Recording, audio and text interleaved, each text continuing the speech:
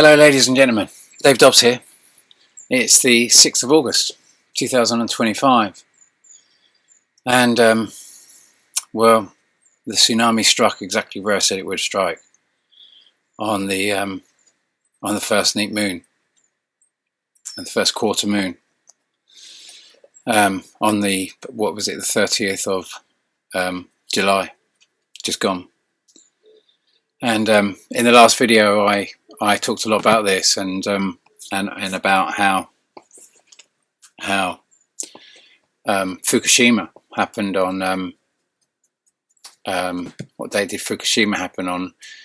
Fukushima happened on the 11th of March, which was basically they're just coming up to the first quarter, and I described how this, and I'm going to describe all of this, how I knew that tsunami was going to come and what that tsunami means and what's coming up in the next first quarter, which is somewhere, it's going to be somewhere in that sort of region. It's going to be round about somewhere between the new moon, or the new moon's over here, so that's actually closer to the new moon, so somewhere between the 25th of August and basically around about the 30th of August, basically the end of August.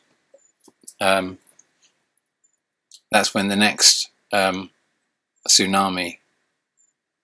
is most likely to occur, and it's going to be, the seismology is going to be absolutely massive, and I'm going to explore all of that. You know, we saw, like I say, if we look at the 30th of July, you can see we're just coming up to close to the neap moon, which means that it's getting much closer. The object is actually tracking along here, and is tracking with the Earth. As the Earth goes around the Sun, this object is running parallel to the Earth at the moment, and is very slowly going past Earth on the inside.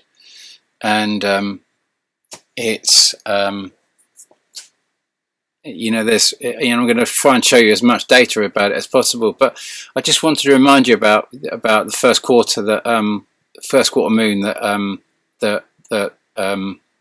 Fukushima sat on, and also remember, 2008. So on the 12th of May, first quarter 2008. That's when we had the Sichuan earthquake, the 8.0 Sichuan earthquake, which was a massive earthquake, which it was just an absolutely huge. A lot of skyscrapers fell over, a lot of big buildings, a lot of people died. It was a massive, massive earthquake, and I discovered that earthquake by my model, using the model that I built in 2020, specifically this model here. And when I built it, I went to, you know, you can imagine, as we got to what was it? And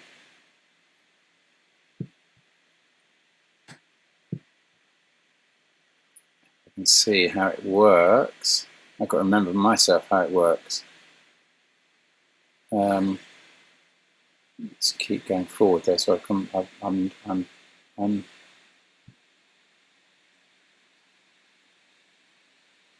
there. Can you see here, Earth's going around the Sun, and we've got this object coming by. In reality, this object didn't come out there. It actually circled all the way around and came out over here, which I'm later discovering. So there's loads and loads of errors in all of these models, but I build these models to calculate the movements of this planet, because, well, I'm going to explore the astronomics, because many of you have gone through this, but let's just look at the sightings at the moment of what we actually saw coming in and how I knew this was going to happen. It's a massive prediction to say that you're going to get a tsunami on that specific day, on the first quarter moon, and the reasons why it happens. And the reason is why it happens is as Earth comes round and the moon is going around the Earth in this rotation. So that's the new moon there, that's the full moon on that side. Excuse it being so small and distant here, but the new moon's there, the full moon is obviously on that side, and the first quarter moon will sit here, and the third quarter moon will sit over here, the neap moons, or the first quarter and the third quarter. These are also called neap moons. So what happens is that these are the pivot points. So if there's an exoplanet or an astronaut, if there's a celestial body that's close to Earth, but in the Northern Hemisphere or in the Southern Hemisphere, if it's on this side in the Northern Hemisphere, it will pull the moon higher than it normally goes, and which is what's happening now. And so because it rises up, it pulls on the oceans up on this side here. So it pulls on the oceans in an abnormal sort of way, and it punches the oceans up to the Northern Hemisphere, which is what I told you would happen. And then, of course, if it rises up here, then it's going to spin round and it's going to drop down on this side of the the planet of the Earth. The moon's going to be on this side, but it's going to be lower in the southern aspect because you can't just twist round. If something's pulling it up, it's obviously going to drop down on the other side.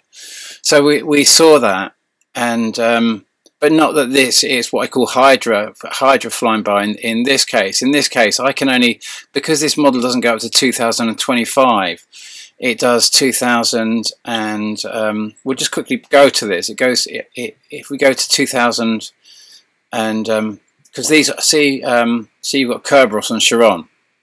I call them Kerberos and Charon. I name them after the moons of Pluto, and I actually call, though you can't see the big object up here, which is Pluto. It's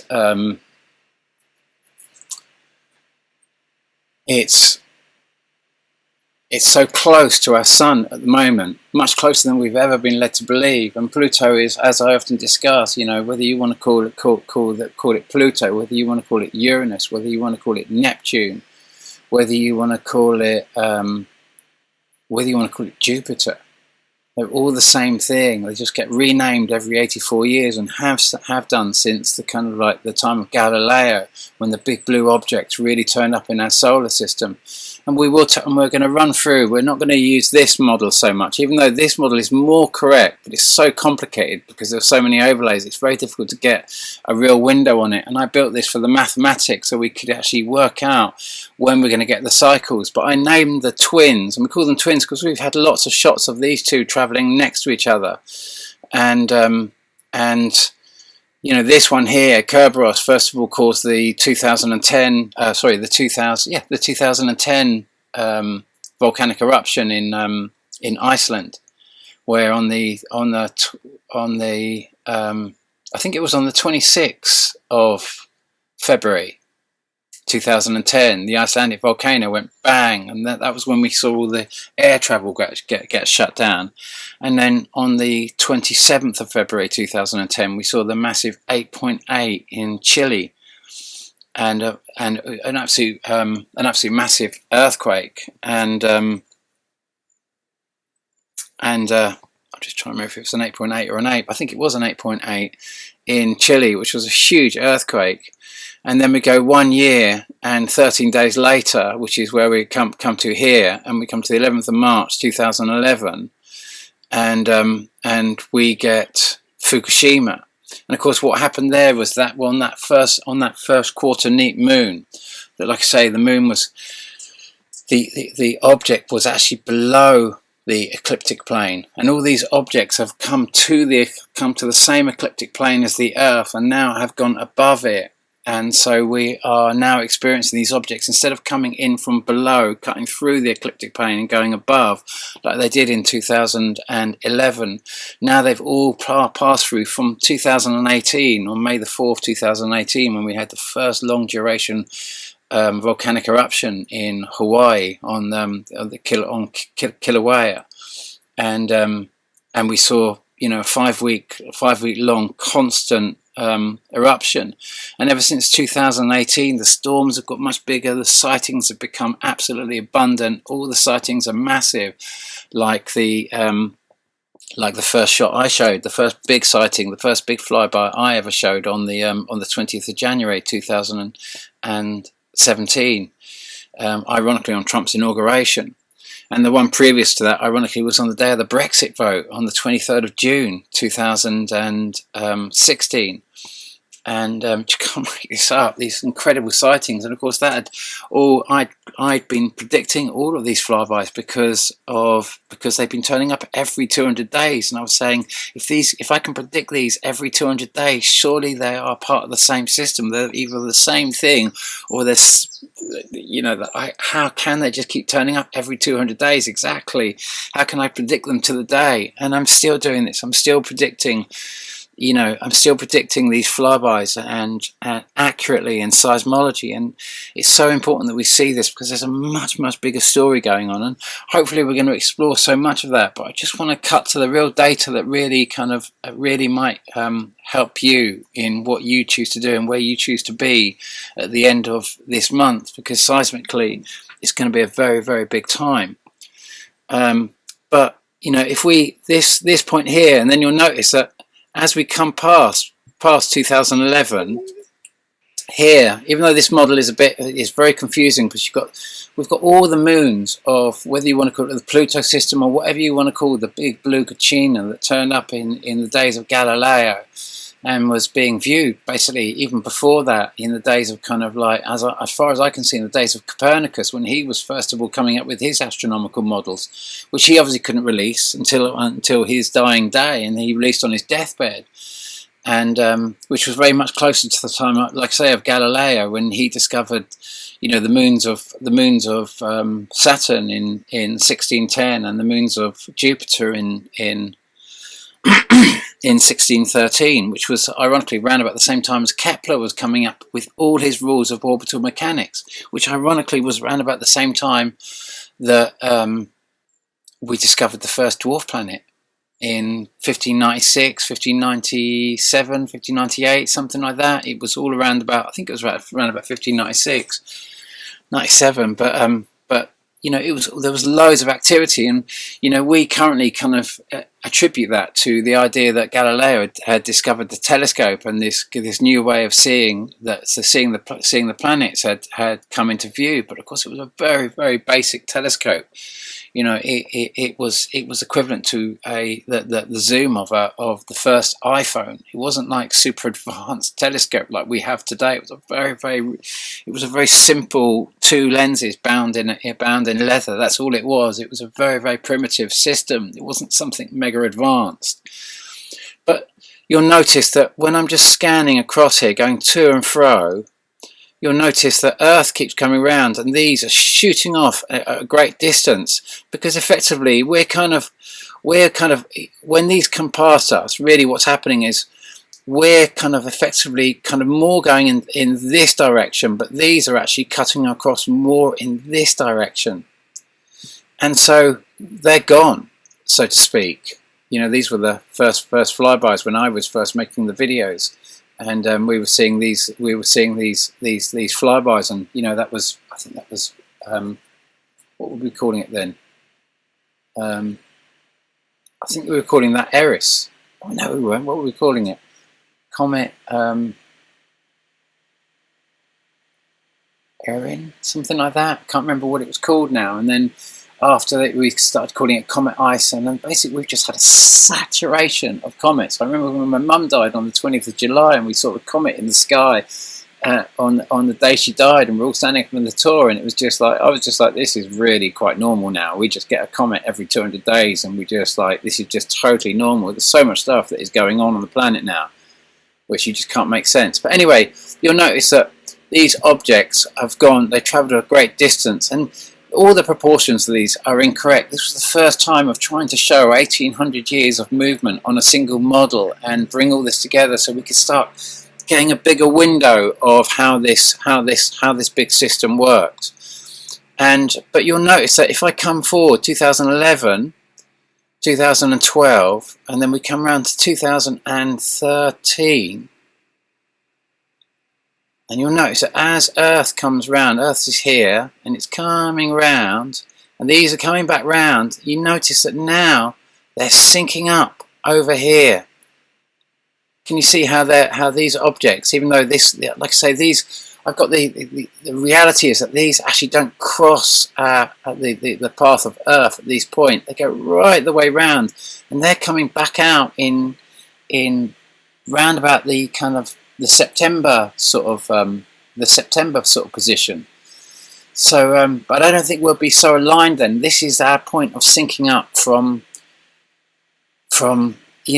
about late June to well, it is going to be quite close to September. I've got to be honest with you, but because it still hasn't gone past us, we're still getting the seismology on this side of Earth rather than this side of Earth, as in on the first quarter side, where the moon comes around on this side. So it's coming across us here in the Northern Hemisphere at the moment.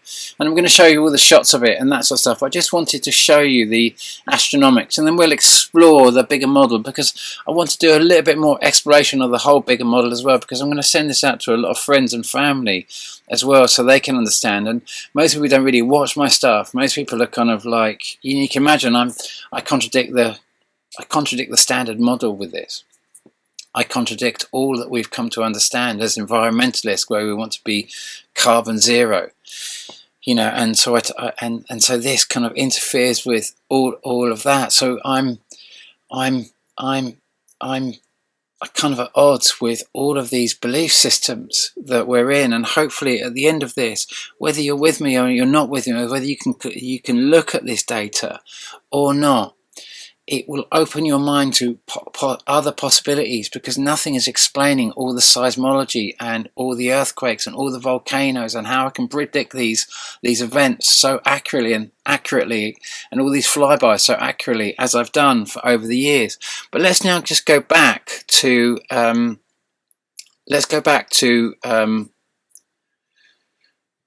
we've talked about how the neat moon and how this object affects us when our moon is at the first quarter position. And I told you in my last video that when we come to this first quarter moon, that we would see massive seismology. So apologies for not making a video since then. I just thought, I'm going to wait and see what happens and see if the seismology starts off. And of course, what happened was, I was going to talk a little bit about that as well, but that's maybe not going to come into this video. But someone sent me through this the other day, and one by one, Rick Mayall's One by One, and he died shortly after making this. And it was a very serious kind of documentary, kind of like a film, but very interesting, because he defines everything that's happening now back in 2014, which is ironically when I first started making my videos. It was just like a lot of people kind of woke up in 2014.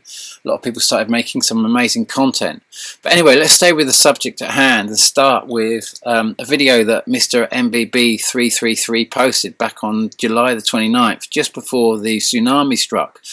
And this is the ground at Yellowstone. I'm not going to play the video, and it's quite simple to see, but it's an absolutely bizarre sight, because the guy's looking at the ground. He's at Yellowstone. He lives at He lives close to the kind of like the volcano. And I can remember going to the volcano with Steve Olsen when I came out on the day of the big flyby in August 2017, 200 days after my last big flyby. And we'll look at those in a shake. But the big flyby that had come in on the 20th of January 2017. Let me just run to it. Let me just show you that, because it is relative, I guess. And so we just run to 2017 with this model here.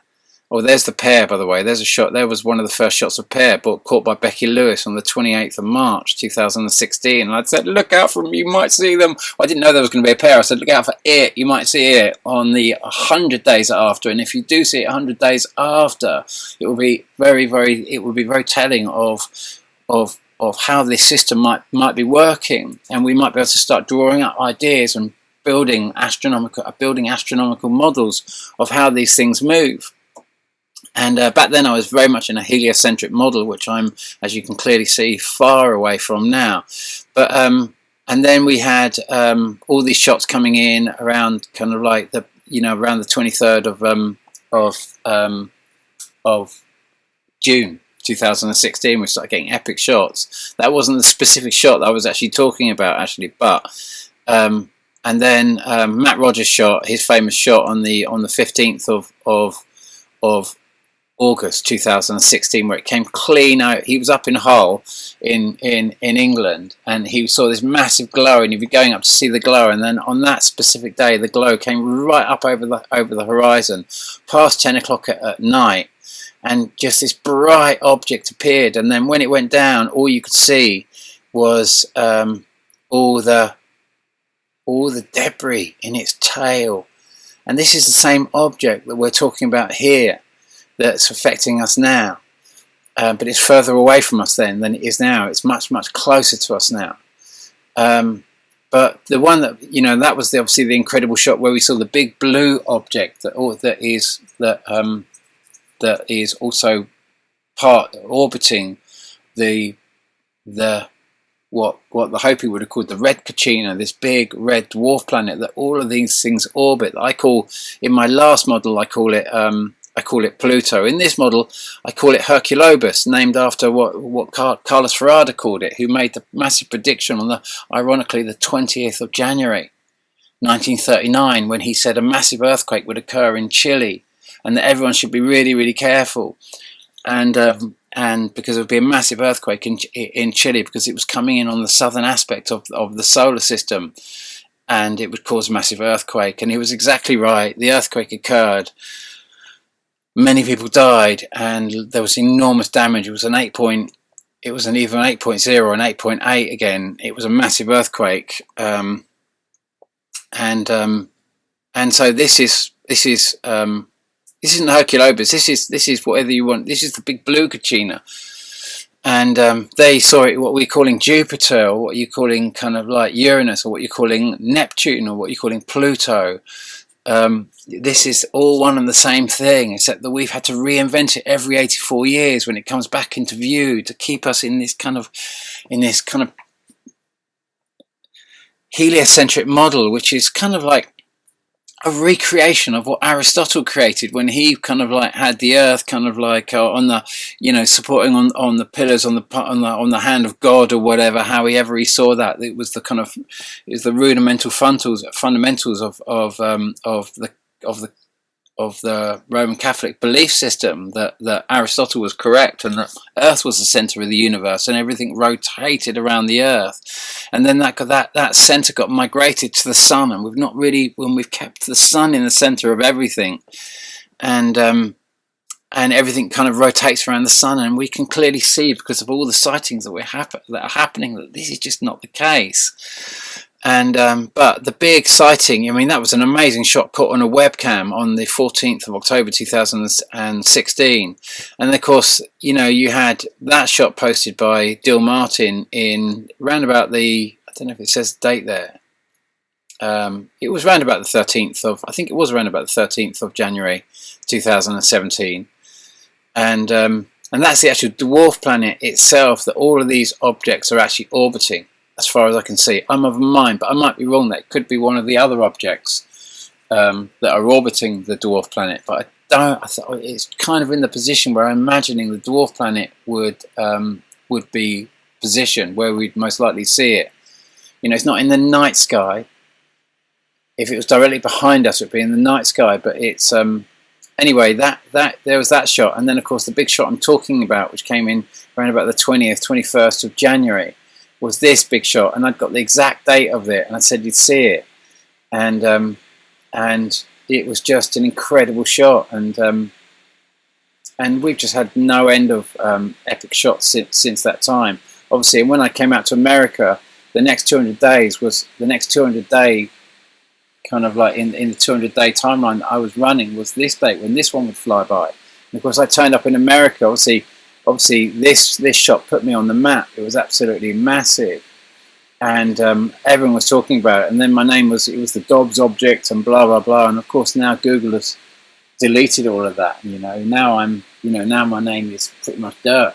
If I'm honest, you know what I mean? Because anyone who's speaking any truth now is kind of like is being deleted. You know, when Trump first came in, fake news followed swiftly after, and all the channels got shut down, and so it became massive censorship, and everyone waited for the golden escalator to appear, and you know, I think they're still waiting now, and many are being very disappointed that the golden escalator hasn't quite appeared, and that all the things that the divine one was going to do, which he clearly isn't going to do, and has gone against everything, and he's violating all of those who kind of like who held him up there. Of course, they're still defending him, and oh no, it's still going to happen. He's still amazing. He's still going to do this. Oh, he's gonna. It's just like whatever. Anyway, that was on Trump's inauguration when he came in 2017, so, and that was when I turned up in America in August, and sure enough, the flyby comes in, seen on both sides of the Atlantic. You know, it's all, I'm afraid, it's all just quite beyond belief. So we're up to speed there. So back to this shot. So this happened on. This was posted just before. The tsunami happened, and it was someone living at Yellowstone, and that's what, because I mentioned this, and of course I travelled across the Yellowstone with Steve Olsen when I'd come out to do the big shows that we did with Steve Olsen in August 2017, and we travelled right across Yellowstone, and we went to what do they call it, Old Faithful, and all the big geysers, and we had an amazing tour around all of that area. And met up with many subscribers, and it was an incredible time. And of course, it opened with me turning up when the big flyby happened. We're getting very used to these sightings, and some people can believe it, some people can't. It kind of is what it is. But whoever this was that filmed this, lived very close to Yellowstone, and they're just videoing the ground and listening to the ground, and the ground is just shaking absolutely intensely in this video. So you can see it on it's a live stream that he runs, so it's there on his channel. You can follow it. I won't play it because I think that will cause too many problems. But you see the whole ground shaking. He tries to stand a water bottle up on this point where the ground is just shaking so furiously, and the water bottle just won't stand up. It just keeps falling over. The noise emanating from the ground as it's shaking, and just an incredible thing. You know that something is seriously affecting the planet. With all the crazy storms and all the crazy seismology, all the earthquakes and volcanoes that are happening, there's so much, and all the flooding that's happening as a result of all the oceans boiling because of all the fault lines underneath them that are boiling the oceans. That's sending loads of moisture up into the air. All that moisture goes up into the air, and it condenses, and all these particles being sent up from these mega volcanoes that are happening all over the planet in massive increase, kind of like, amounts, and it's creating superstorms, these mega storms, and of course they kind of dump down in one specific area or another, and so they lead to massive forest fires, ironically, because they draw up so much moisture that when they dump the moisture down, wherever the moisture comes down, they create mega floods like you just can't believe. Like 10 years ago when we were watching these videos, we were watching rivers of cars getting washed away. Now we're watching whole cities getting washed away. And so we see this kind of like this massive increase in flooding, but because all of this all this precipitation that would normally spread all over the globe and be distributed kind of fairly and evenly around the globe, is now coming down in this area or that area in a massive volume. It means that wherever there's not floods, there's unbelievable dryness. So you've got this absolute wild imbalance of weather, where you've got extreme flooding and extreme droughts, and everything in bounding opposites. And so this was a really, really interesting shot. It's amazing to see this video, because it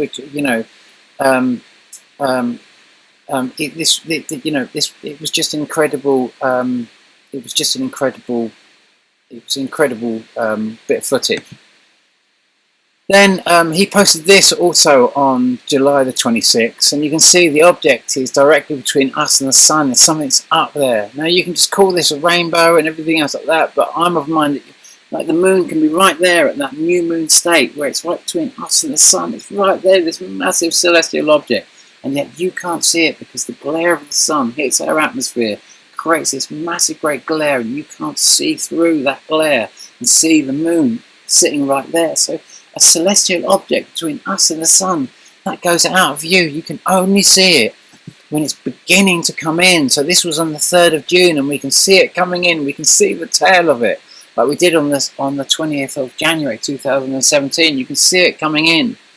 And then, you know, that was on the 3rd of June, again posted by Mr. MBB333, and of course I included that in my last video. And then this was on the 22nd of June, and this is the same object. It looks from the outside like a cloud, except that this dust that follows this object is the dust that's coming off the dwarf planet itself, where our sun emits kind of photons.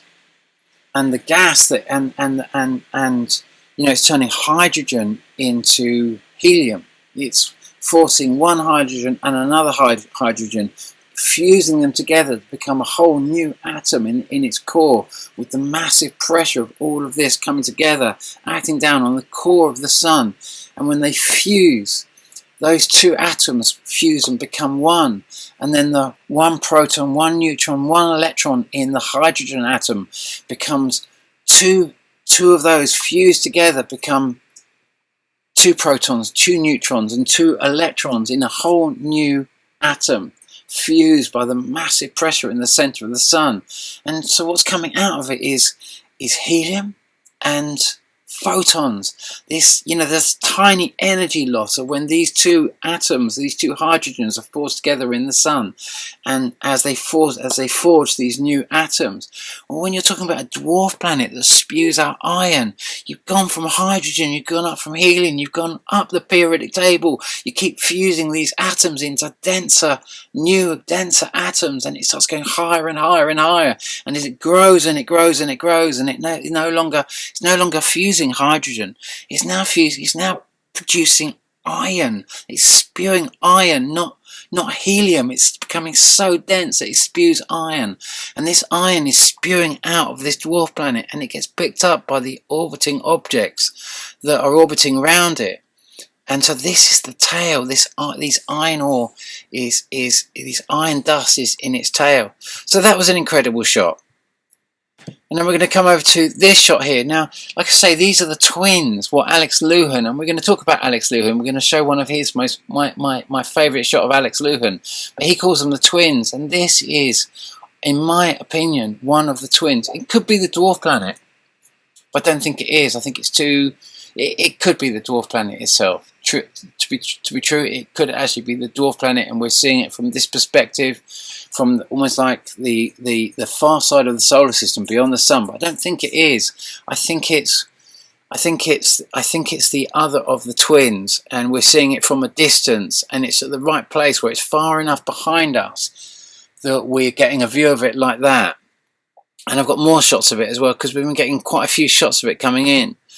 Then we've got this shot of it. This is again the object in question that's affecting us now, that caused the tsunami, and it's so bright that it's suddenly capturing the light there as it's going past, that the whole tail is lighting up specifically. We're just seeing it at the right angle there to get the full illuminance of this thing. It looks like an angel. This was posted about almost 2 weeks ago, probably exactly 2 weeks ago now. Breaking UFO news. How is this happening around the world at the same time? So they've posted this, like I say, 2 weeks ago, even though it says 9 hours ago. I've just had it up on screen, but what an incredible shot that is. And exactly what I'm telling you, you're going to see. All these shots are what I'm telling you, you're going to see. And then that shot here, posted by World of Signs. So that would have been the penultimate shot to that was... what's the date?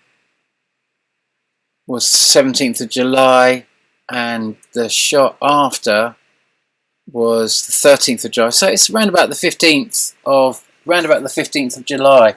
Again, it's just capturing. You're just seeing the aspects of its tail being caught in the light there, and so you're seeing the whole kind of like the tail of it basically.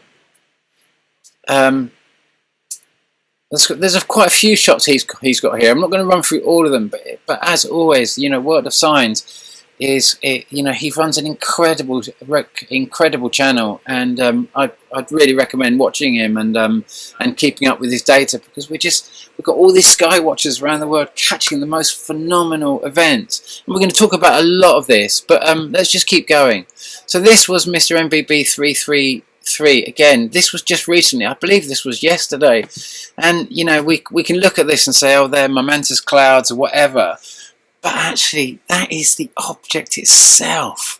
That is the tail of this object. That is what it looks like.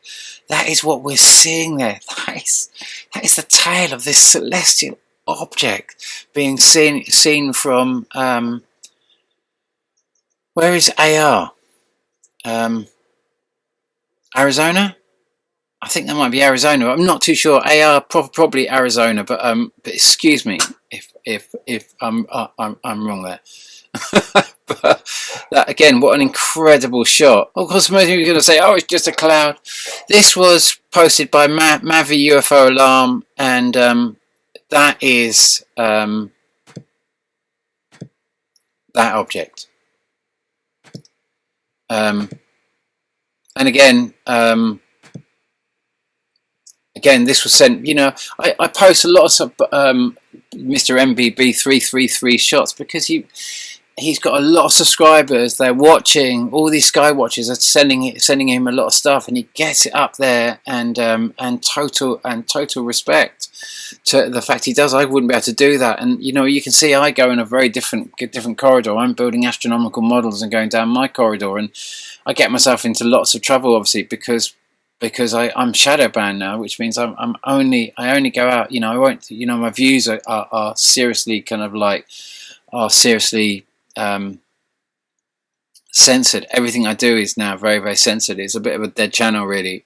But I just continue, because I'm probably going to post it. I'll probably post this first of all this year on right now on Patreon, and then I post it on Rumble, as in this country, BitChute's been shut down now, which is a terrible shame. All the censorship that's going on, all the new censorship rules, it's a tragedy. So we're all having to kind of talk in tongues now to get around so much stuff, and it's just a massive restriction, because the direction my country is going at the moment is a very, very tragic direction, and America, the direction we're all going at the moment. And if they can drag Europe into it, and we're going to talk all about that as well, but let's just keep going with this. So then we've got these floods in China, and I just wanted to, because we've got floods happening all around the globe on a massive level. Like I say, 10 years ago, we were watching rivers of cars getting washed away here or there, but now we're watching whole cities getting washed away over and over, massive flooding and all the rest of it on a mega scale. It's just happening. But the reason I bring this up, because before, from 2018 up to about 2022-23, the flooding every year got exponentially bigger in China, you know, and it just became absolutely incredible. And then over the last couple of years, those floods have migrated further north, to much closer to Beijing, and in those sort of areas. So we're seeing the whole thing move slowly more into the Northern Hemisphere, and you know, we're seeing the kind of like much more activity in the Atlantic, much more activity on the Iceland, on the massive fault line that divides the African plate, the American plate from the Eurasian plate, and obviously the kind of where the you know, where Etna sits, and what's happening in the Med at the moment. It's getting very, very hot. The water's getting very hot because of all the activity happening under the Mediterranean. The fault line that separates the African plate from the Eurasian plate, that goes right out and joins the mid-Atlantic ridge where the Azores sit. And all of these things, I said, would become very active if the aggression carried on. The activity would be exacerbated, because this is all about the control mechanisms, that if the milk goes sour on Earth, then the big gods have to step in and solve the problem. The big gods solve these problems by creating tsunamis. When we decide that we want to go into all-out nuclear attack and become heinous, which Britain is now doing, which America is now doing, which Israel is now doing. Once we go into that level where we're just dumping depleted uranium on anyone who won't use our Mickey Mouse money and just doing heinous crimes, then the big gods have to come in and step in, and this is how they do it. You know, the tsunami that happened in 1606. You know, on the 20th of January again. Remember, 20th of January is a key date. That's when Carlos Ferrada predicted the planet would fly by in 1939, the year the Second World War started, and now we're coming to 84 years. Remember, Uranus had an 84-year orbit, and then Neptune has a 2 times 84-year orbit, and then Pluto has a 3 times 84-year orbit. Pluto in 1930 was 84 years after Neptune's discovery in 1846. This kind of like, you'll see this 84-year point, and of course we're exactly 84 years after Carlos Ferrada's big prediction in 1939. So the object comes into view, or is basically here. It is coming closest to us in 1930. That's when we say, you know, we discover Pluto. But the biggest seismology of that comes in on the 20th of January 1939, and we go, like I say, exactly 84 years, and we come to now. So we're at exactly the time where we'd expect to see, just like I showed you, the big shot that Jeff P showed on the 14th of October 2016, where you see the big planet and it plasma charges, or it thunderbolts into the side of what I'm of mind was Mars, because it was in exactly the position where Mars was at the time when that happened. And so anyway, so I just brought that in because you're seeing flooding happening all around the globe on a massive scale. But isn't it interesting that it's in China, it's moving further to the Northern Hemisphere. And then we had these massive floods, obviously, in Texas. Notice this is on the coming round for the third quarter moon around here. So we're seeing, you know, because the water, once it gets drawn up, it causes all this kind of floods all around the globe, because when the sea levels rise and fall in unusual areas and you get massive floods, that means that the water can't get out quick enough. You know, when the sea level rises, it makes and it's flooding in a specific area, and the water goes to drain out into the ocean. If the ocean is raised up, it doesn't flow into the ocean as fast, so it backs up, and that's what you're seeing. That's what you're seeing here. I think that's just a similar shot. He kind of like just shows how quickly. Sorry about that, my little doggy barking out there.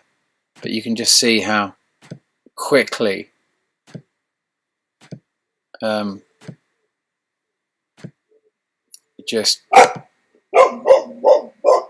can just see the swell of it. I mean, that one might be a I don't know if that's the same video. It is, but you just see it's just like, man, we're just seeing it's globally, all around the globe, mega floods coming in here, there, and everywhere, off the radar, flooding right on schedule. It's exactly when I said you're going to see it happening as you lead into this. What was that shot? Oh, that was just looking at the time of the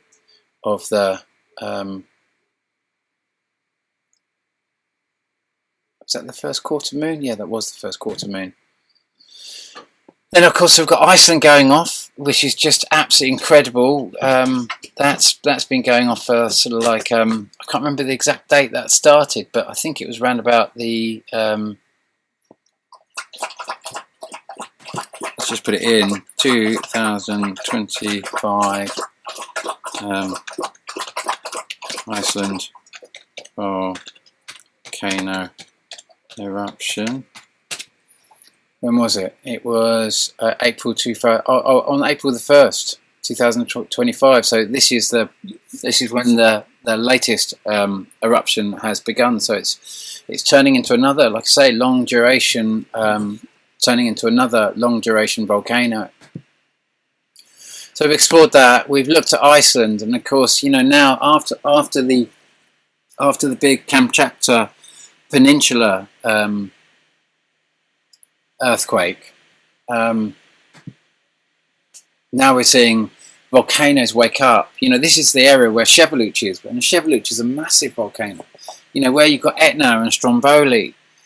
You know, it's funny because I had a friend who was taking his boat out. He was a captain of a ship, skipper, and he was going up Etna on the 3rd of June.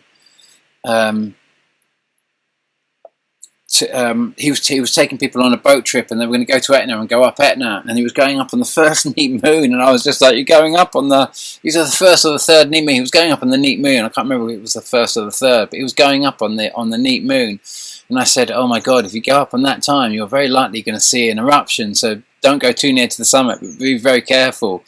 And he was very surprised that he thought that someone could predict a volcanic eruption. And of course, it turned out to be one of the biggest eruptions they've had for a long time. And it came without any warning, just boom. And he was literally on the volcano when it went off. And when it came back, it was just like, oh my God, how the hell can you predict volcanoes to the day? And I was just like, well, I've been doing this for a while because there's patterns going on here that are just absolutely irrefutable. You know, they're just literally, and I keep demonstrating that over and over and over again. I can remember in 2018 when I said that there would be, you cannot tell me there's not going to be kind of like oceanic anomalies in September 2018, and that's when the caldera of Krakatoa,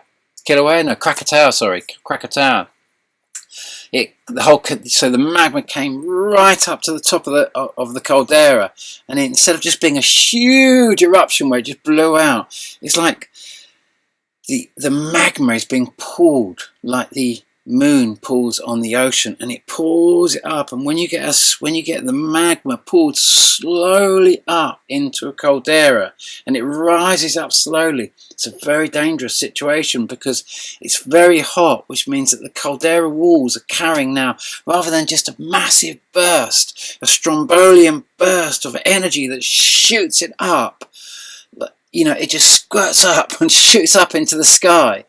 When you've just got the magma rising up and it sits there up against the side of the caldera, it's thousands of degrees, you know, centigrade. It's melting the side of the walls of the caldera, plus that massive, phenomenal weight just sitting against the weight of the caldera.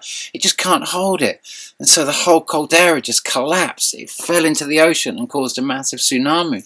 Exactly when I said it would happen. It was just like, and then in 2019 when I'd gone to the Extinction Rebellion, and I said, listen, I just got to tell you, I love the idea of what you talk about, a People's Assembly. And Jeremy Corbyn had been going on about how we need a People's Assembly, not just a corporations assembly, which is what the House of Commons is, but a People's Assembly that expresses what the people want.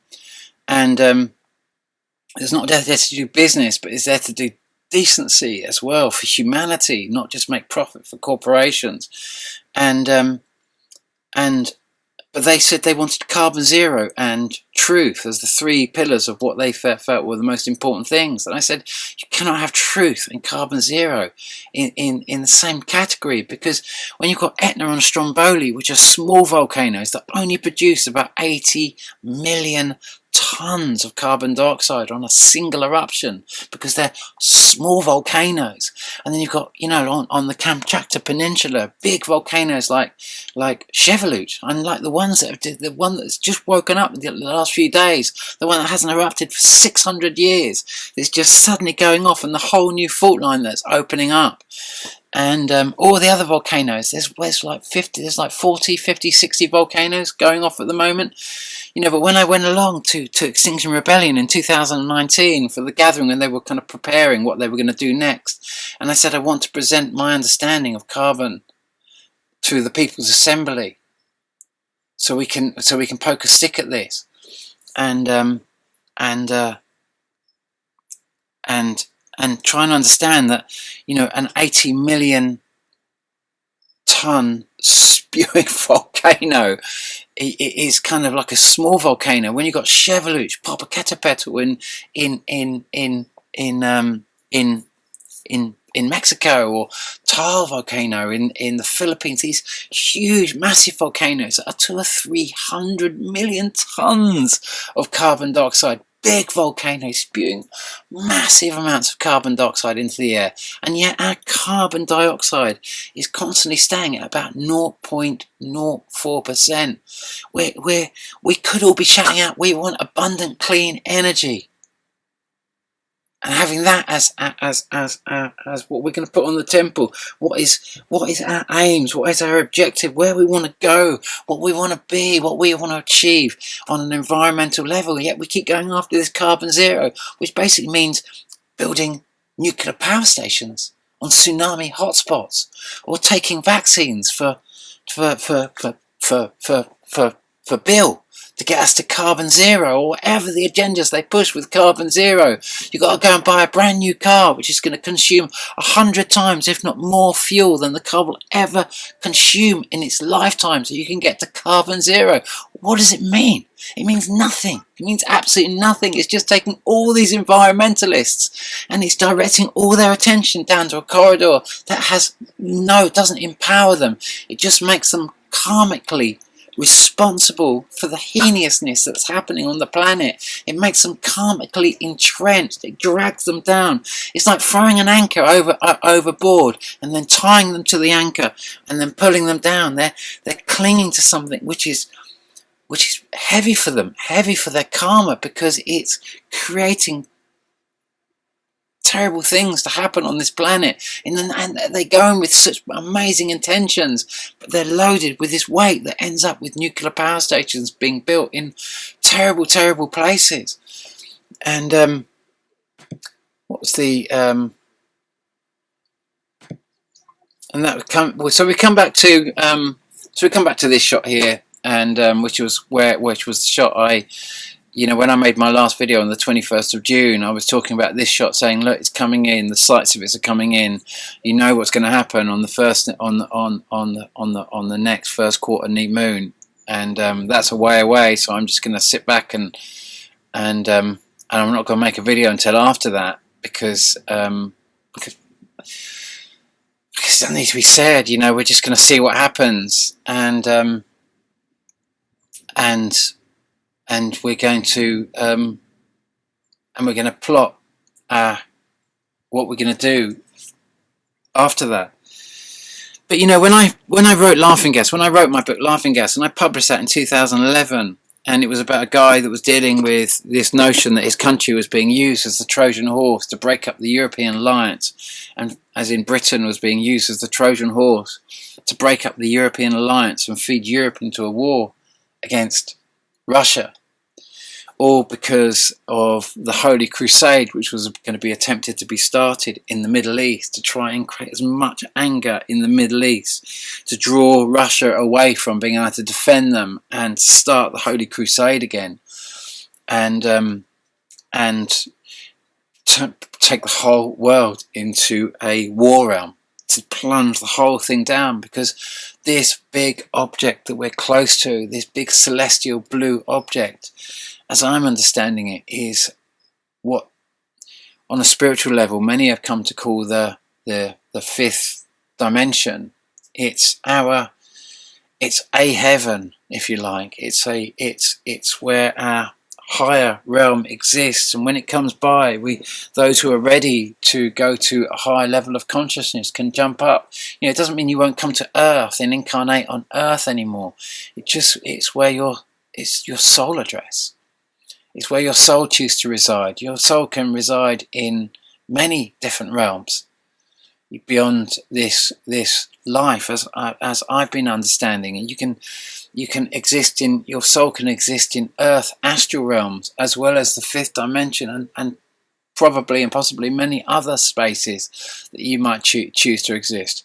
Animals don't necessarily go to the fifth dimension, where our souls that are ready to live in a kind of consensual communal realm, many souls have to go off into their own individual realm, because they're not ready to share with other beings. And when you get lost and locked into a material realm, and selfishness and self-centeredness, which is the core aspect of what our societies are built on, and materialism, we can become very selfish and me. And so we're not ready. It's very difficult for us to take our existence from these realms to higher consensual realms where we share and we are at peace with all the other realms, and we have honor and respect and peace for other beings. What we're being led into right now is war, aggression, hatred, division, and aggression.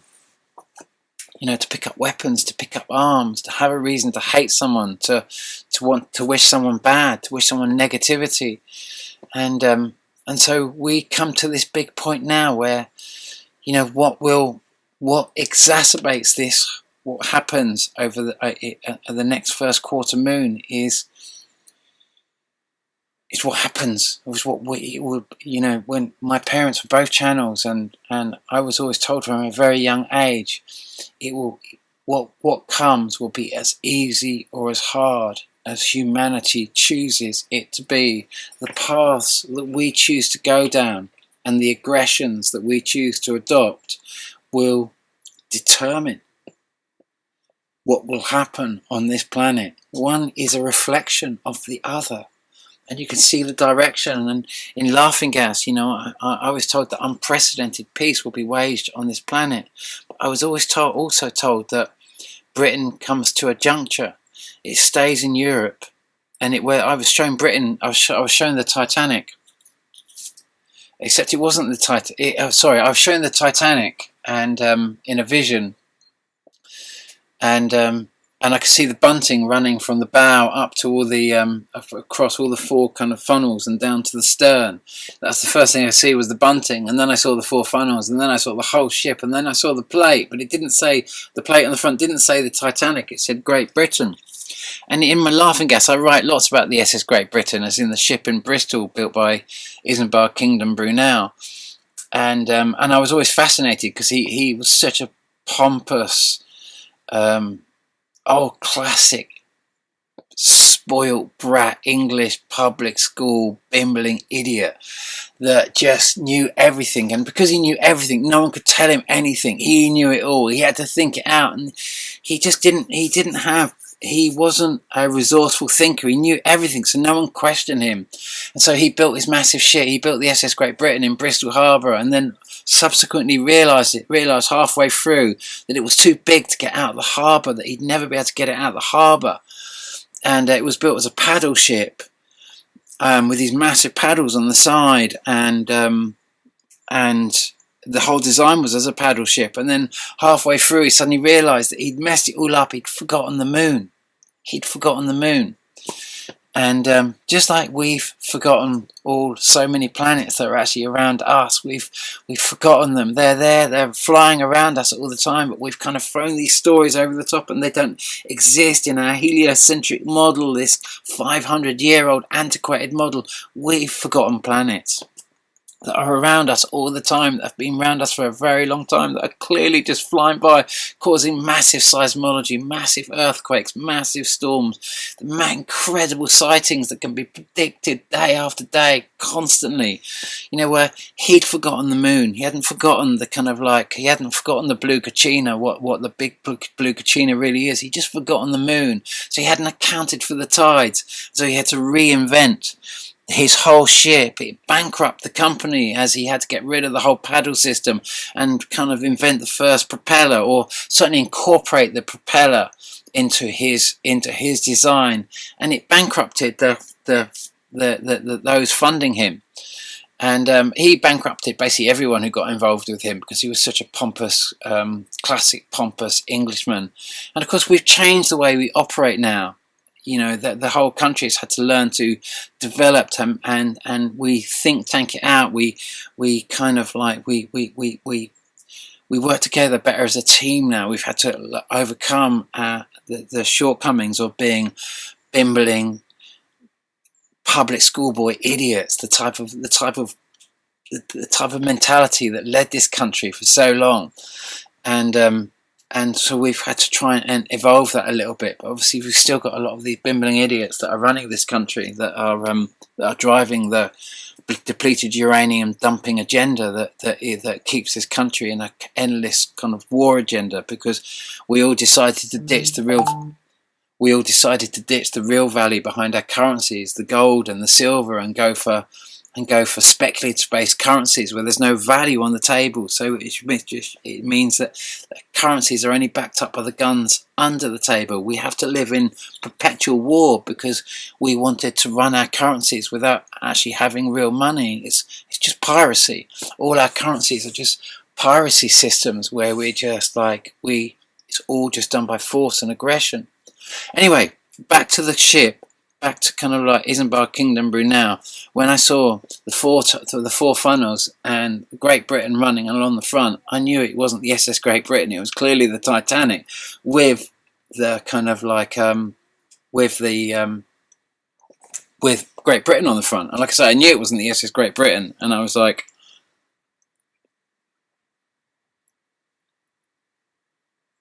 why are you showing me this? So I went back and I sat down and I opened up this space and I went straight through to this space where I get sort of questions and answers about this whole thing. And I said, why did you show me the Titanic as Great Britain? And the answer I got was, Britain comes to a juncture. It stays in Europe and weathers a storm, or it cuts its anchors and heads west. But if it heads west, its fate is sealed. You know, because of what we will be doing to the rest of the world, and the nature of what we're going to try, the heinousness of where we're going to have to go and what we're going to have to do, and what is happening right now. All that we're seeing, these are all offshoots as of Brexit, which started with Brexit, which started with that terrible decision. Because as soon as you call for Brexit, what you're really calling for is World War III. That's all you're calling for. You're calling to break all these relationships, to break all your friendships and all your trade partnerships, and say, we're not doing that anymore. Let's get the guns out and let's go savage. And voila, here we are. Just it's gone crazy. And so, you know, we're at that point now, and now we've got to decide, and now we've got a view of where this is all going, and it's not going into a good place. And so the gods are now stepping in to solve this situation for us if we can't solve the problem. And so we're all coming to that juncture now where we're going to decide whether we're going to sit on the fence and pretend that this is nothing to do with us, even though this is your and my world that we're sitting on. Many of us are just going to think Trump's going to come and save us, or Jesus is going to come and save us, or I don't know who you've got as your kind of like your deity that's going to come and save you. But I can promise you, the deity sent you. You are the ambassador of the deities. You are the ambassador of the gods. I am the ambassador of the gods. We are all the ambassadors of the gods. You know, the gods sent us to sort this out. And so we are the ones that are going to have to jump off the wall, the dividing wall. Humpty Dumpty sat on a wall. Humpty Dumpty had a great fall. 80 men and 80 more could not place Humpty where he was before. You know, and we can see that as that whole poem that came out of the kind of like the English Civil War, but we can see it being about Humpty, the big cannon that sat on the wall, but actually it was a message to all those. You're either with the Cavaliers or you're with the Roundheads. You're either with the kind of like the whatever they called, the Royalists or the Parliamentarians. But if you're with neither, then you're enemy of both. And on a bigger scale, that is also true. You're either coming from this from a higher perspective, or you're joining a lower perspective. And many of those that are thinking that Trump's going to come and save you, and he's going to be the second coming, and he's going to bring peace and love, and he's going to empty the swamp, are starting to realise he's not going to invade Pakistan. He's not going to do any of it, and he's violating everything he said. Well, he's not violating everything he said. He's violating everything QAnon said. Everything that the whole QAnon website, the massive psyops that QAnon actually always was. Massive psyop that was set up by the shadow government to draw you in, to allow you to kind of like, to tell you, to draw you into voting for Trump, to bring you, to make the king of the swamp, the your idea of the second coming, and he's gone and defied everything because he's violating all those who believed in him, because he's bringing their vibration now. It's like the same thing as believing you want to be carbon zero, and then you see what you're seeing. You know what I mean? It's just nuclear power stations going bang. You're seeing all the stuff that's done in the name of carbon zero. It's all heinous. It's all horrible. It's all just massive profiteering, greenwashing nonsense. Everything they do, there's no abundant clean energy agendas whatsoever. We're all just being absolutely annihilated by belief systems. And as I often say, the believers will be leaving shortly. The first message I was ever given when I was going out to retrieve laughing gas was, I just want to understand what's going on. I accept that everything that I've ever come to learn is quite likely total nonsense. I have been used more than those people I've been pointing a finger of blame at. All the right ringers, all this, and I had to kind of point the finger of blame at myself and realise that I was flawed and I was full of as much shit as all of those. I've been sitting on my high horse looking at all those saying, I'm an environmentalist, I'm right and you're all wrong, and suddenly I had to bring that finger of blame back to myself and look at myself for a change, point the finger of blame at myself, start tearing a strip off my own self and start seeing the errors in what I was taking on as real. And I had to walk away from a lot of these greenwashing bullshit ideas that don't serve this planet, don't serve me, don't serve the future and the well-being, a sustainable future for this planet. And in that place, I said, I just want to understand if from an empty, where I just let go of all of that, and I come humbly with an empty glass and ask the great source of intelligence and wisdom, what's the fundamental thing that's, what the fuck is going on?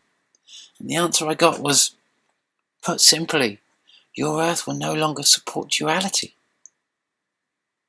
That duality is finally coming to a conclusion, which means that we're going from, instead of having, if you like, two different souls fighting over one body, we're coming into one, which means that one of those souls is going to have to go and one of them is going to have to stay. And each human being is choosing which soul it chooses with which to tally. There's no right or wrong. There's not like one soul is evil.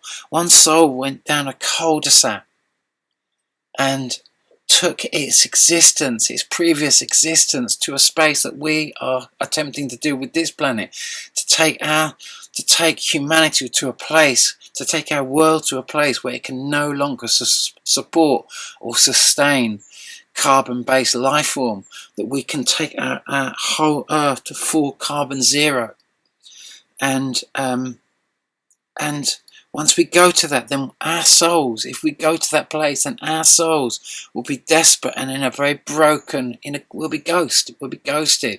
And in that desperate, ghosted space, we can then be fed into the next world, like our egos of being fed into this world to subvert and bring our world down.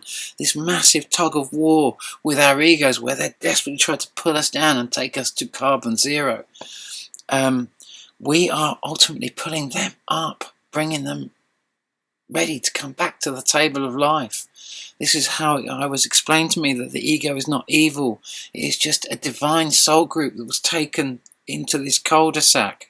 And now we're pulling them out. Even though they're desperately trying to pull us down, we're pulling them up, and they're about to come in now through this massive story. So do not think that, whatever belief system you're in, whatever soul group you're tallying with, whatever your intentions are, know that all good is actually coming out of this. That ultimately your highest soul will always be safe. I said, when do you step in? And the answer I got was, at the moment I have both feet in, but if you don't want me, I will take both feet out and allow you to be the custodian of the soul, of the ego soul. And that can step in, and that can be your residing soul. And that will then come in through the heart of the human being. And for the first time, for thousands of years, the ego soul will come through the heart, not just through the head, not through ranting thought, but that process will come through the human heart, which means that the ego will have to feel for the first time, not think and spewing hatred coming through us. It will have to come through the heart. So once the ego comes in, it will come through the heart, the human heart. It will have to feel the consequences of its actions. At the moment you take the responsibility, when you fuck up and you do something heinous, you carry the weight of that on a higher soul level. After this process, if you choose to give over to your ego comes in, and your ego will experience the karmic woes of the mistakes and the follies that we make on a human level. But we come to a point of singularity because I'm of a mind that when this big system, just like what happened in 1859 in the Carrington event, where just this massive burst of electricity came, all the pylons fell over, electrical things that were working, that were switched off, that were unplugged, just suddenly started working without any electricity attached to them. It affected the whole planet from pole to pole. This will fry the ego mainframe transmission system, technological system, which has really been put in place, which has actually been running and hijacked the human state, which is transmitting the ego mindset. That's about to be fried. And so this whole thing has to happen. Before that happens, else the ego will be stranded back where it is really right now. It won't be able to come in. This whole system will be broken for it, and it will be ghost for. It will have to wait another 1800 years before this system comes around, before it has another chance to attach. But this is the perfect time for the ego to come in. All the karma there, it can then soak up all the karma that it has generated itself. All this karma can play out. All the karma that it wanted to escape in its last incarnation when it destroyed its last world. It can now absorb the karma.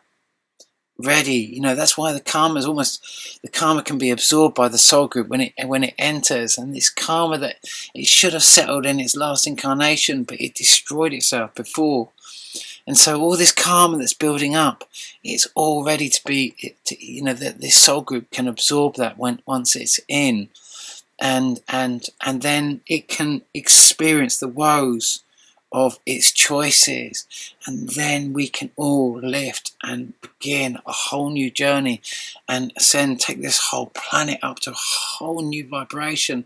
It's like we've stopped and we've scooped up and picked up this soul group that was stranded.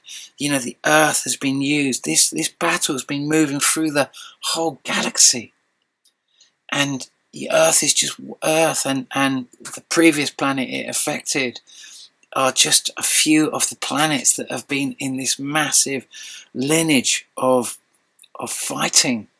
And this earth has been where the buck finally stops, and this is where all the galactic helpers come in. This is where the big galactic battle has been going on. This is so much bigger than the human story. It is a massive galactic story which is coming to its big finale. You're right, not coming into it, you're coming out of it. You're right at the very end of this story here. It's not a panic time, it's a time to celebrate right now. Just trust that everything is going to be alright, but try and see what's coming in and navigate around it and be aware of what's coming in. We're coming into big seismic time, and like I say, this neat moon could be this next first quarter moon, around about the end of, anywhere from the 25th of August to the end of August, is going to be seismically massive, especially in the Northern Hemisphere. And like I say, if you see the Azores going, you know that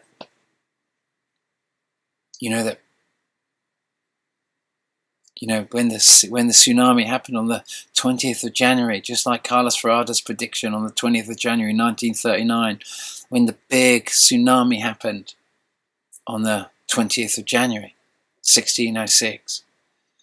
You know, when that happened, and it could have been so much bigger than we ever realised. To me, that is the tsunami. That's what it was all about, the big tsunami. That would have affected so much of the globe. That is, you know, for those who follow kind of the mud flood stories and the kind of the stories of Tartaria and all that sort of stuff, that is the big tsunami that I think caused the mud flood.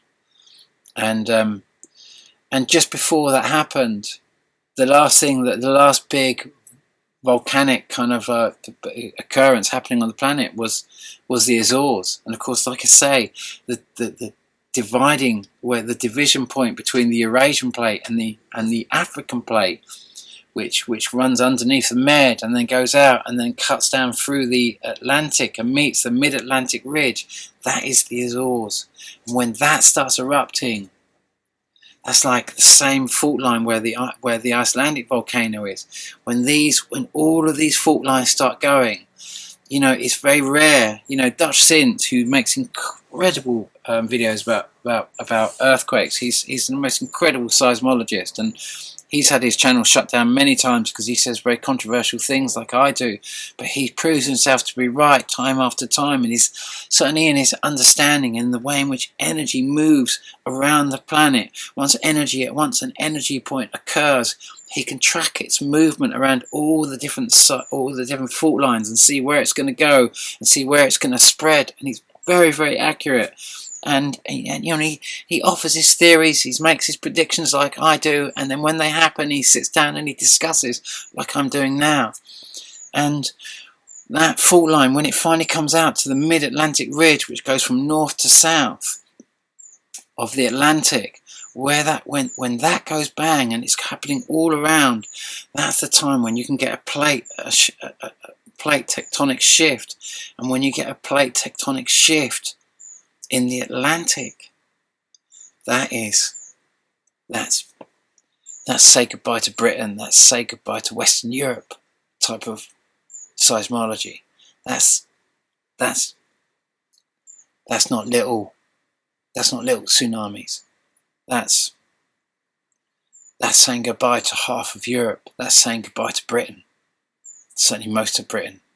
You know, that's massive tsunami making material, and that's what we're playing with our aggression to try and take the whole world into this big nuclear heck. And just because we want to rule the world with Mickey Mouse money, just because we want to take value off the table and just have Mickey Mouse currencies and the rest of the world just jumping up and down, and if you don't do what we say, we cover your land with depleted uranium, we genetically wipe you off the planet. The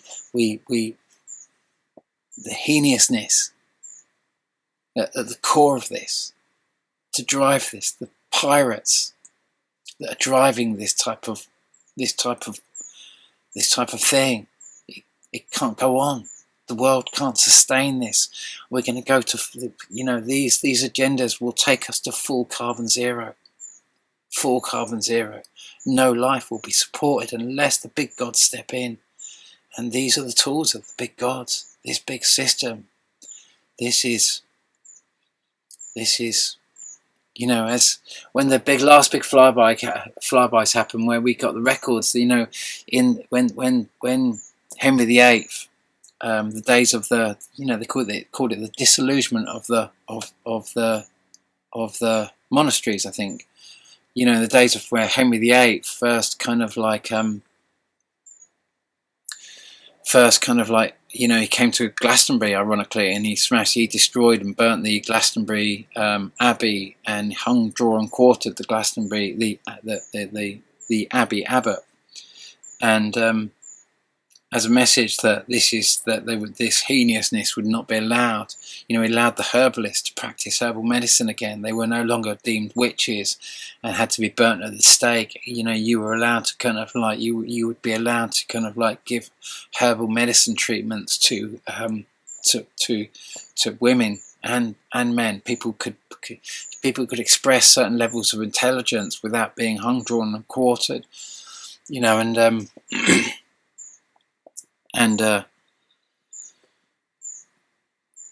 that was when that happened, that there was a massive library in the abbey, and that much of that material wasn't destroyed; it was released. And one of the books that was held in there was the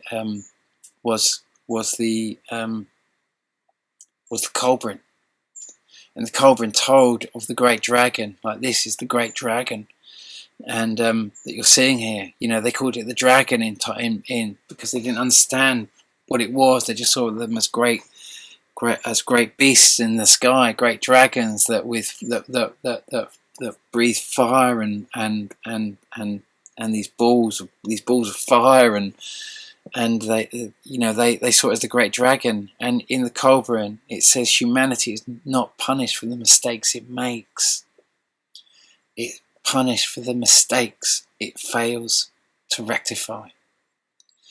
And it said that when they came down after the dragon flew by, when they came down from their hiding places, this was an ancient flyby, and possibly was the flyby that happened in the 1600s, and we're being led to believe it was much older, but it's very potentially that flyby. But it said that when they came down from their hiding places, they had no memory of who they were, and their guides and gods were gone.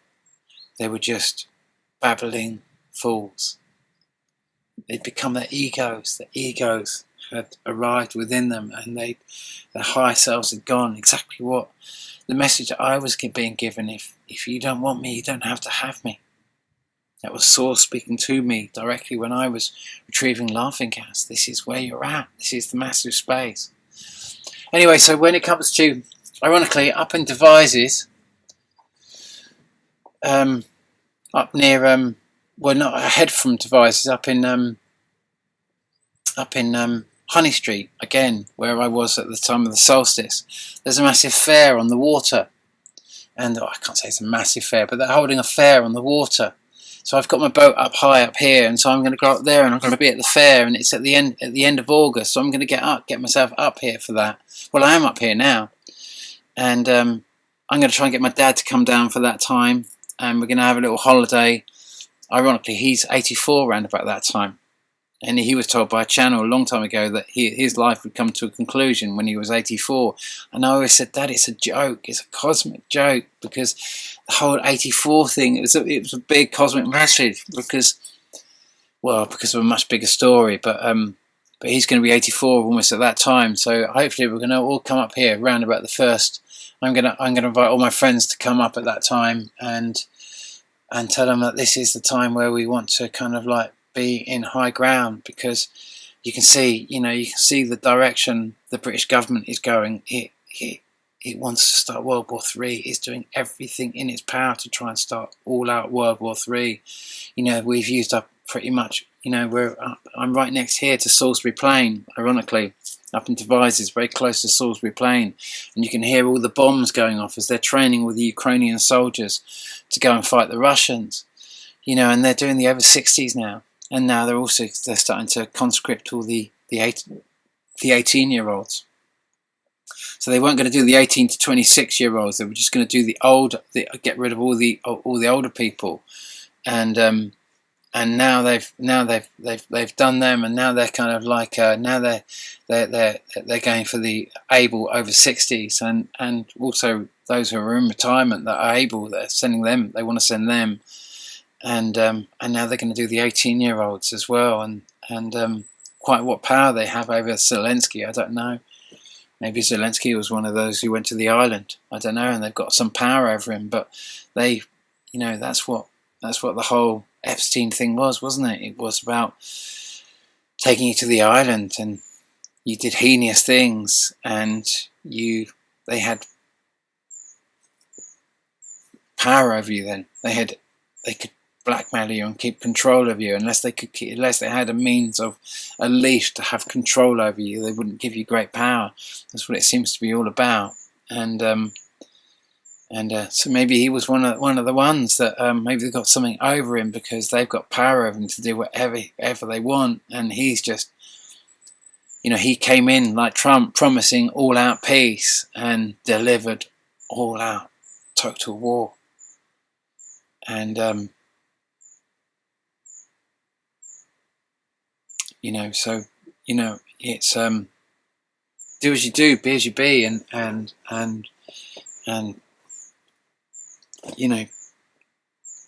follow your heart in this, and read the signs, and this is read the signs, and follow your intuition. Do what you think's best in this time. This is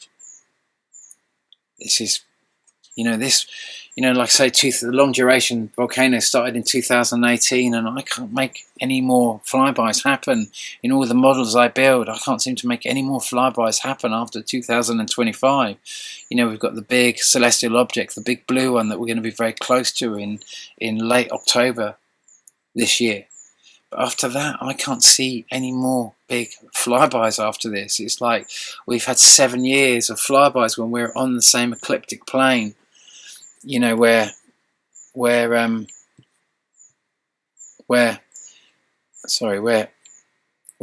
this object, even though this is on the wrong side in this model, I got these the wrong way around, and this model is far from correct, I'm afraid, and I need to rebuild this whole model, but I just haven't had the time, and I haven't had the money to sit down and do that. I'm afraid it's just been too much of a challenge, and it takes me a good month or so to build these models. It takes an enormous amount of effort and thinking and calculating to build them, and when I built it, I've got this the wrong way around. You see this one here, you'll see Pluto, or whatever you want to call it, Uranus or Neptune or Herculobis, or whatever you want to call the Jupiter, whatever you want to call the big blue one.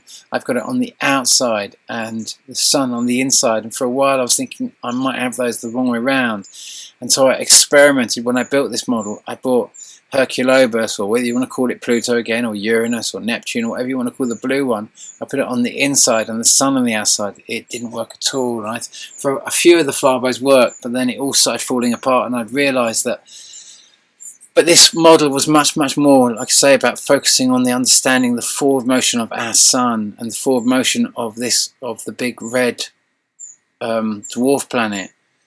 And the forward motion of the big central object that our sun and this object move, and understanding our forward motion, and because most of us live in a heliocentric model with all the planets in a pretty circle going around, and we don't have cosmic direction in our lives.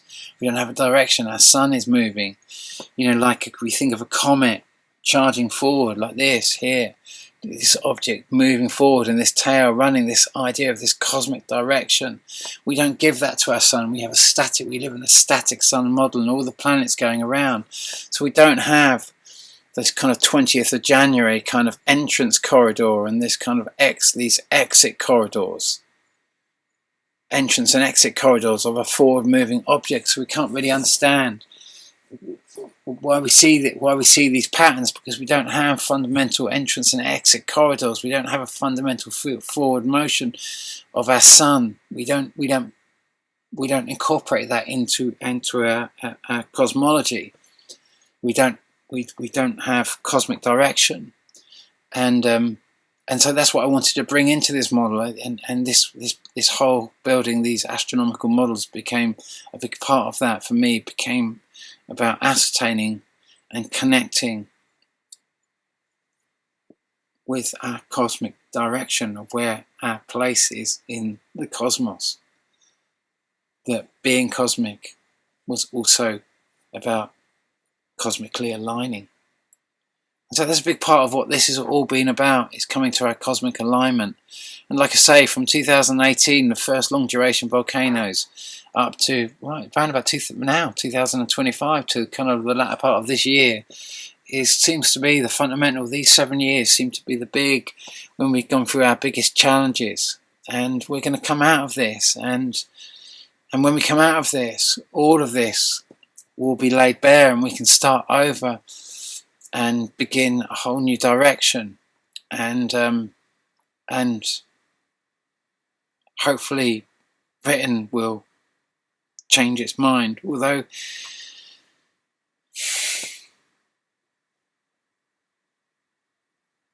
don't hold your breath.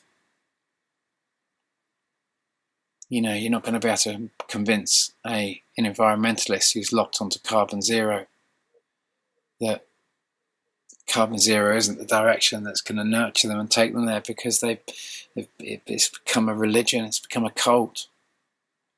You're not going to break a lot of people out of any form of belief, I'm afraid. Once you're locked in, it's very easy, very difficult. You're not going to make someone kind of, once Trump is their messiah, it's a cult. You can't break someone out of a cult. You can feed someone into a cult, but it's very, very difficult to pull them out of a cult. Very, very difficult. It's all about where you're going on a spiritual level right now, and where you're going on a spiritual level. That's what really matters. As in, kind of the essence of what this was about, where Rick Mail describes everything that's happening in the world now, and all these things that are happening, what are unfolding now, and it's one by one. This is not going to be a mass awakening. This is going to be a slow burn awakening. This is not going to be a big awakening. This is going to be one by one. The masses won't go there. Whether the environmentalists are locked into carbon zero, you ain't going to pull them out. They're never going to look at the volcanoes. They're never going to look at all the big storms. They're never going to look at any of this. It's always going to, there's not going to be any abundant, clean energy agenda for them. They're only going to be, what happens is when they're proved wrong, they just go quiet, like all the Trump ones. They just suddenly they go quiet and they just disappear. And they'll just wait for the next time where Trump's going to become a hero again, and then they'll pipe up. And until that happens, it's maybe I'm wrong. Maybe they will change their minds. Maybe they'll change their minds and start seeing it. But we'll see. We will see. No one really knows what's going to happen now. But we've got to allow this process to be what it will be.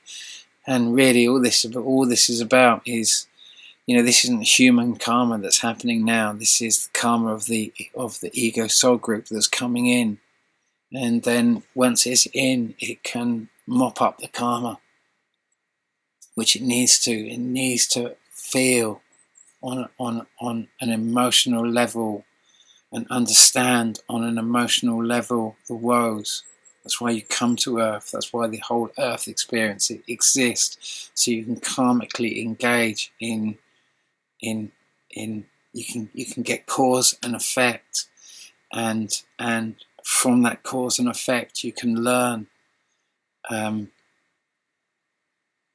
decency and evolve. And that's why this whole realm that's why we come here to learn, and where we fall short, then the third dimension can teach us. And that is this is a one by one kind of awakening process. So wherever you are, start point the finger of blame at yourself for a change. Try and evolve yourself. Try not to ram it down someone else's throat. I will send this out to my mates, but most of my mates will just they can't look at any of this. Most of us are in other stories and far distant from any of what's happening now. We can't look at any of it. And so we have to go down our individual stories of wherever we're going down and however we access it. We all access it in our individual ways, don't we? So onwards and upwards. And I hope that you find a way of navigating through these times. Like say in September, certainly the next first quarter neat moon, and potentially the next first quarter neat moon, although in September it's going to be much, much closer to the in September it will be much closer, in in August it's going to be somewhere between here and here, or somewhere between here and here. I mean, I'm imagining, because this object is very, very slowly moving past us. You know, it's moving so slow compared to Earth. It's moving slightly faster than Earth's rotation, but it's so slowly. It's almost in the same position. It's almost been hovering. It's like it's been parked almost in the same position for the last kind of like 2 months, because that's how slowly it's moving past our Earth.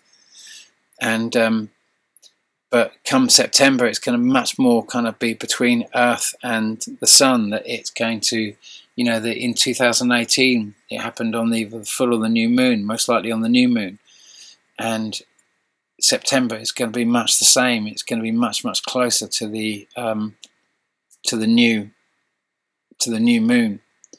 So the seismology will be closer to the new moon than closer to the neap. But it's going to be August. It's going to be somewhere between the two. It's very difficult to say, but certainly July it was there. It wasn't there. It was there. So it's tracking. It's more likely to going to be a little bit closer, but the celestial object overall will be so much closer to Earth anyway, that its own pull on the planet, let alone the amplification of what the effects of the moon.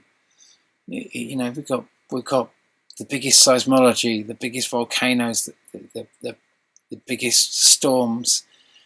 Everything is going to go off the radar right now, and the only way of getting through this is listening to your intuition and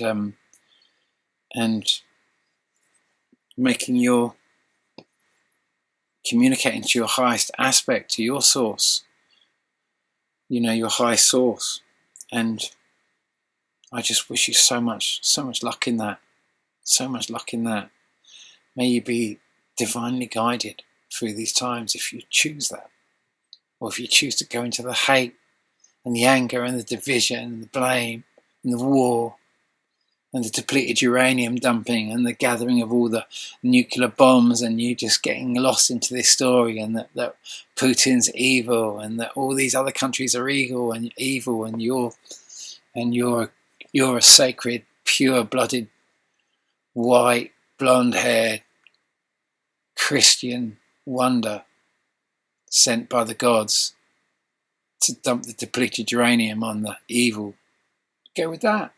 If that serves you, go with that. There's no right or wrong way. There's just the journey that you need to go on right now, whichever side of the fence that you need to join. There's no wrong pathway. It's all divine, believe it or not. It's all divine. It's just the karma that we're choosing to connect with right now. And obviously anyone who speaks truth is, oh man, you know, you're going to carry a lot of weight right now, because you're going to go against this agenda. And that can be karmically painful to do. So I don't know what I'm bringing on for myself here. I know that I carry massive weights doing this, because I've had to go against my own kind of like environmental, in my own environmental community that I was such a massive part of, and they just think I'm a fucking weirdo, basically. I'm, you know, it is what it is right now. So we go on our journeys, and but may we be guided, divinely guided through these times. So thank you for following me this far, and good luck through this massive process. And you know, keep observing what's going on, and act on your observations. Try to be proactive in one way or the other, and try to demonstrate to your own, wherever your gods exist and however you divinely connect, try to express which side of the fence you're on. Try to feel so you're not carrying the guilt of this.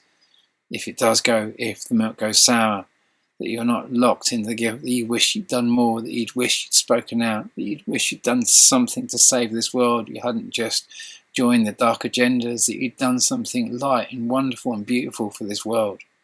Try to find yourself in that place where you feel as if you've been part of something to save this world rather than something to destroy it. That you're not ashamed. You don't feel you can join a higher space because you're too ashamed to go there, because you are of, all those that have voted for Trump at the moment, they've been left feeling so much guilt and so much pain for what they've done. Unless, of course, they were always part of this agenda, and they always knew that he was the swamp, and they wanted the swamp to devour them, and they were part of this whole dark agenda. Many of them are, and they know what's coming in, and they always knew this was going to be the way, and they're relishing in what he's doing now. All that he's going against what he said he'd do. They're delighting in that. And if they go, send them with your blessing, and go with blessings whichever direction you're going. It's good luck. Ciao.